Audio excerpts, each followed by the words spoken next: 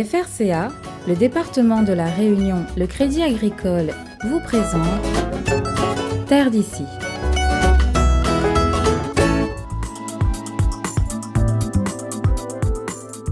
Nous sommes sur les hauteurs du Tampon, au 18e kilomètre plus précisément.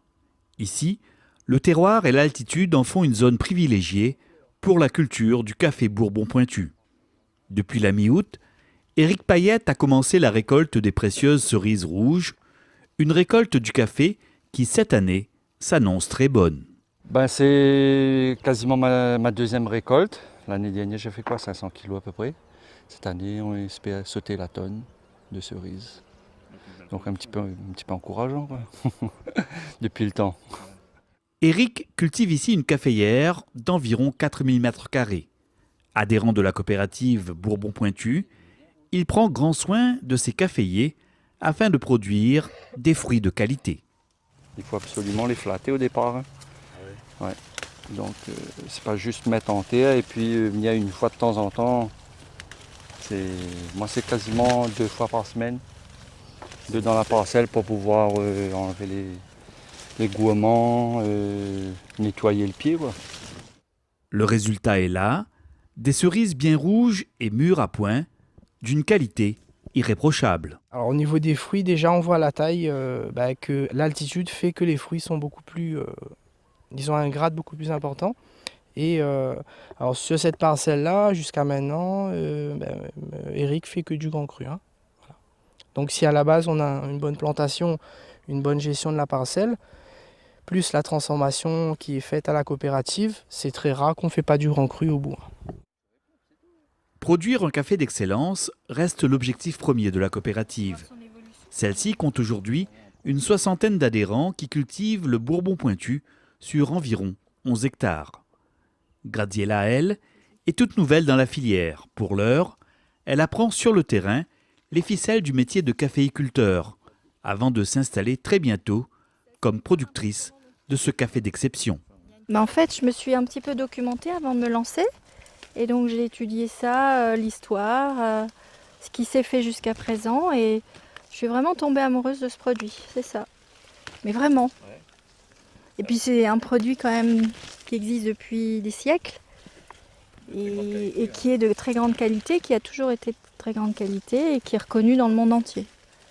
Alors j'ai la prétention de croire qu'aujourd'hui on peut le faire connaître aux habitants un peu mieux.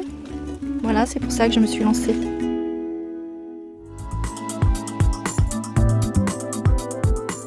Implanté au cœur d'une caféière du Tampon, c'est là désormais que se trouve le siège et l'unité de transformation de la coopérative Bourbon Pointu.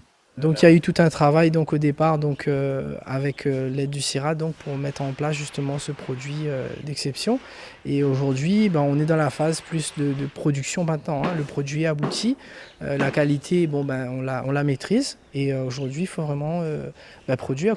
Là, on est passé dans une autre étape, on va dire. Aujourd'hui, la coopérative est indépendante, elle a ses propres locaux certes provisoire parce qu'on envisage quand même d'agrandir parce qu'il manque un petit peu de place, mais on va dire que pour l'instant la surface est suffisante pour absorber la production actuelle. Sitôt récoltées, les cerises bien mûres sont transformées le jour même à la coopérative. Chaque lot de café est ainsi pesé et identifié individuellement afin de garantir une traçabilité optimale. Donc un lot, c'est une cueillette d'un jour dans une parcelle donnée. Voilà. S'il a 2 parcelles, on fait 2 lots différents. On va vraiment le mettre à fermenter, mettre ce lot-là à fermenter, à macérer, laver, sécher, jusqu'à la torréfaction, il sera tout seul, individuel. Mais avant la torréfaction, il faudra passer par plusieurs étapes de transformation avant d'obtenir un café de qualité. Il faut ainsi tout d'abord enlever la pulpe des cerises. On enlève la peau du café, alors qu'avant il l'enlevait pas, il mettait à sécher le café directement au soleil. Donc nous on l'enlève, après il y a une fermentation, une macération, un lavage et on met au séchage après. Donc séchage solaire, qui peut varier selon le temps qu'il fait, mais entre 10 et 15 jours à peu près. Donc après on a l'étape de déparchage, c'est-à-dire là on va enlever la petite coque qu'il y a par-dessus le grain vert. Et là, on a accès au café vert qu'on va pouvoir torréfier grillé comme on dit vulgairement, pour pouvoir le commercialiser. Selon ses qualités, le café torréfié est alors classé en différentes catégories. Donc il y a 3 catégories commerciales. Il y a le grand cru qui est le top, le sublime légèrement en dessous et l'authentique légèrement encore en dessous. Et après on a le café déclassé qu'on ne pourra pas vendre même en épicerie fine. Donc celui-là c'est l'original. Notre objectif c'est de maîtriser toutes ces étapes. Dans un premier temps pour le producteur et en premier pour le producteur parce que lui sera payé en fonction de la qualité. Et aussi pour la coopérative qui va pouvoir le commercialiser après le mieux possible.